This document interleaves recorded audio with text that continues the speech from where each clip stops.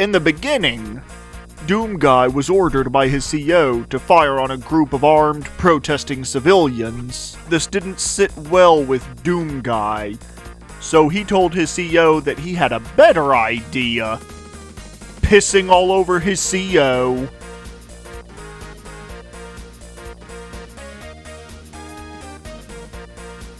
Needless to say, this did not go over so well at HQ. Doomguy, what the hell? You were ordered to fire on protesting civilians, not piss all over your commanding officer. This didn't sit well with Doomguy either, so he crept out a turd and threw it onto the military official. After the military official died from sheer embarrassment, Doomguy pissed all over his corpse to show dominance over assholes the world over. Needless to say, this didn't go down so well with the head honchos at the highest echelons of the power chain, and that landed Doomguy a position as a guard at the Phobos military base, a very boring outpost. Well, while we're here, we might as well learn the ropes. Doom puts the player in the shoes of one Doomguy, literally, and in true FPS fashion, you run around, you blow zombies' heads off, you blow demons' heads off, and you look for all the keys that the members of the UAC have misplaced or been intentionally misplaced by their cleaning maids as a joke to the UAC scientists. For taking care of business in a game like this, you'll need weapons, and we got weapons for all your self-defense needs. You have a pistol at the start with 50 bullets in it, but that little pea shooter won't get you very far, and you'll need to find an upgrade pronto. Preferably a shotgun. But before we get to that, let's go over the chain gun, since it uses the same ammo type as the pistol. The chain gun, as previously stated, is basically your pistol, but does more damage over time, and is a continuous fire weapon that can actually stun lock some demons like crazy. Once you've got this weapon, there's really no need to go back to the pistol. The shotgun is going to be your workhorse weapon, as it can easily take care of most of the demons that you come across, and it'll tear through the zombies like a hot knife through butter. The rocket launcher is a powerhouse of a weapon, and for the demons that you come across where even the shotgun can't help you, this weapon can. However, be careful not to be too close to whatever it is you're firing at. I'm sure you can guess why. The plasma rifle is similar in fire rate and damage to the chain gun, but instead of firing hit scan bullets, you fire balls of heated plasma at your enemies. It's best saved for either large crowds of enemies or larger enemies that the shotgun and chain gun can't handle, or if you want to conserve your rockets for that one rainy day you know is coming up. Last but certainly not least is the BFG 9000. This bad boy makes short work of all enemies, no matter how big they may be, no matter how much help they may have. It can take care of them. Just be forewarned that with every pull of the trigger, the BFG 9000 consumes 40 cells worth of ammo, so save it for those times when you really need it. Now that we've talked about the weapons, let's talk about some of the monsters that you'll encounter. Zombie men are the bottom of the barrel. Even your pea shooter pistol can take care of them. Shotgunners are the same as zombie men, only wearing all black and carrying shotguns. Upon defeat, they will drop shotguns. Imps are the first demon species that you'll encounter in Doom, and they are by far the weakest too, if you don't count the zombie men and the shotgunners. Another enemy that even your pea shooter pistol can handle without any sort of difficulty.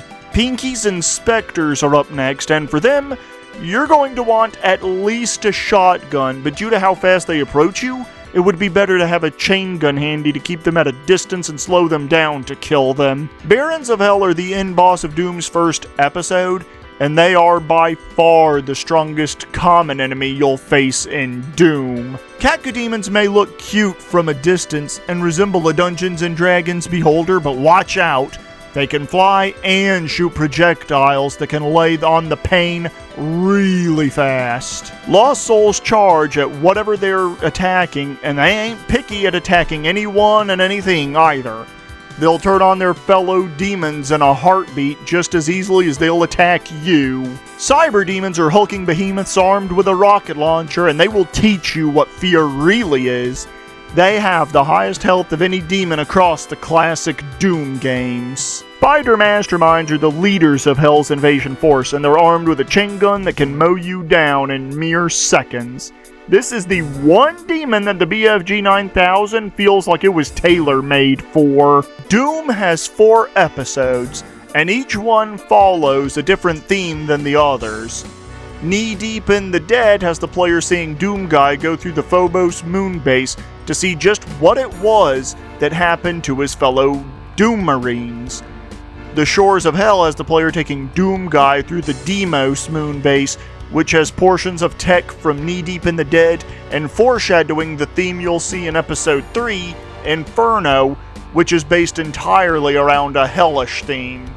As for Thy Flesh Consumed, nobody truly knows where it takes place, nor even what its theme is. With the exception of Thy Flesh Consumed, every level in Doom is expertly put together, and most of them are just danged fun to play through. Yes, you're gonna have to look for the standard blue, yellow, and red key cards in almost every level, which gets really boring really fast, but if you ignore that and focus on the gunplay, then I honestly think you'll find several levels to love, and even the levels that I don't love, I don't outright hate or dislike. For all the good that Doom 1 does, however, it eventually got a sequel just 36 weeks later called Doom 2 Hell on Earth, and for everything that Doom 1 did right, Doom 2 does better. Gone is the episode selection, and you now play just one singular 32-map campaign, keeping all of your weapons throughout, as when you started a new episode in Doom 1, you always reverted back to a pistol start. So thank God that's gone, right? Doom 2 also introduced some new monsters, such as the Archvile, and a new weapon for you to use, the Super Shotgun. For twice the ammo, you unleash a storm of buckshot death upon all enemies standing in your way, or at least in the direction you're facing when you pull the trigger. Now, all of that is well and good, is it not? However, one thing that Doom has over pretty much all other first-person shooters out there is the mass amount of modding that is allowed for it. Doom was designed with modding in mind, and even to this very day, it's still getting a rather large amount of mods. Now, some mods are nothing more than mere map replacements for Doom 1 and Doom 2, such as is the case with Final Doom, which are 2 map sets, TNT Evolution by Team TNT, and the Plutonia Experiment by the Casali brothers, and they were both published by id Software themselves. However, there are other map packs out there, and even random level generators for Doom if you want something just a little bit more random than the usual map makers will allow for. However, I'm guessing that whenever you hear the word mod, you're probably going to think of gameplay changes, yeah? Well, have no fear, because the Doom modding community has you covered there too. I have played mods where you play as an anthropomorphic dragon, wielding massive guns that deal out a whole lot of damage and allows you to breathe fire and cast spells. I've played mods where your own weapons have just as much of a chance at killing you as they do your opponents. I have played mods that allow you to piss on your enemies and throw feces at them just like a monkey would. I have played mods that recreate the entirety of the original Legend of Zelda in the Doom engine. Seriously, if you can imagine it as a first-person shooter-based game, then it can almost certainly be made in the Doom engine. And the sad fact is that I captured a lot more footage from mods than what I can show here in this video, which is heartbreaking. But if I were to go into depth on each and every mod out there, especially the good mods that I like, then it would make this video last at least 2 weeks long, spread across several different videos. But I don't have the time to do that, because Doom has been a colossal pain in the ass to capture footage for. Not because it's a bad game, God no, quite the contrary. But just so many crashes with my editing software as well, and my computer screwing up on me. And before I forget, there are the bad mods, the joke mods, and the like for Doom as well.